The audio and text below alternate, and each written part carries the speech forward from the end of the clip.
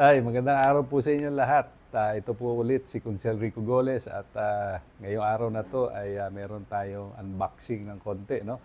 Unboxing ng isang sapatos marahil mga kabataan ay hindi masyado clear kung ano to. Pero simulan natin. Habang simulan natin ay i-explain ko kung ano itong sapatos na to, no? Ito po ay Adidas. First time ko mag-unbox na ganito. Minsan ayan, safety muna. Safety muna tayo sa mga blade.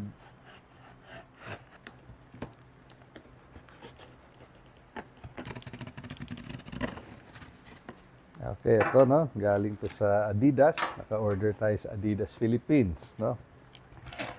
Ako, baliktad pa yung kahon. Nevertheless, anayin natin.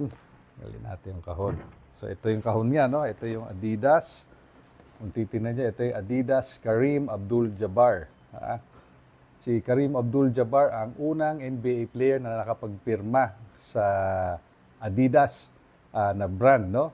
And after mag-sign siya noong 1971, after 7 years ay nagkaroon siya ng kanyang signature shoe. So marahil si Kareem Abdul-Jabbar isa sa mga unang NBA athletes na nagkaroon ng signature shoe. Ngayon, buksan natin, no? Old school to. 70s lumabas talaga to. Ayan. Ito yung tinatawag na Adidas na Kareem Abdul-Jabbar, no? Na 70s lumabas to. At kung titingnan po ninyo, leather siya. Yung pagdating sa cushion, sigurado ako hindi ito pwede i-compare sa cushion ng mga modern basketball shoe.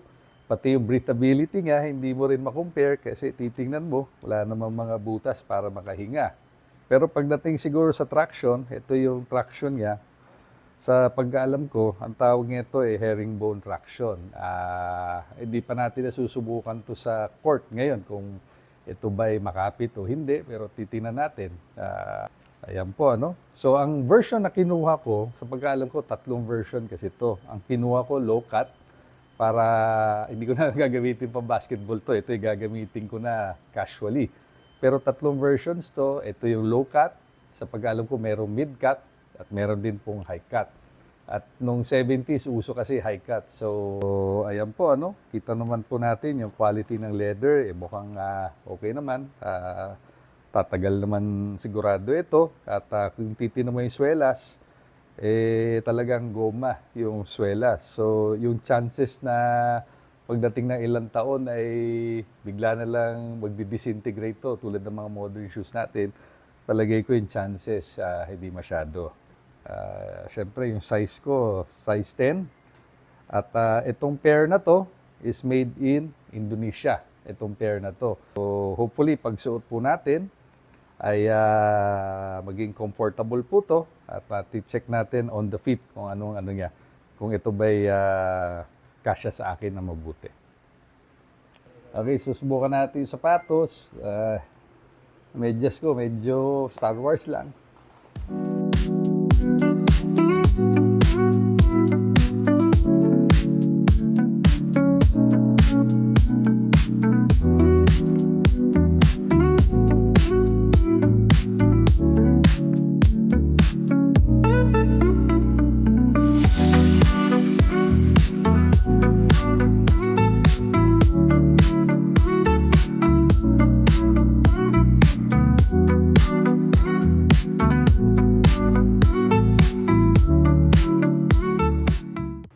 Rubber na rubber, mukhang hindi ito magdi-disintegrate soon enough. At maganda naman yung fit. Yung fit para sa akin, sa paa ko. So hopefully, pag na-break in to, maging comfortable din to.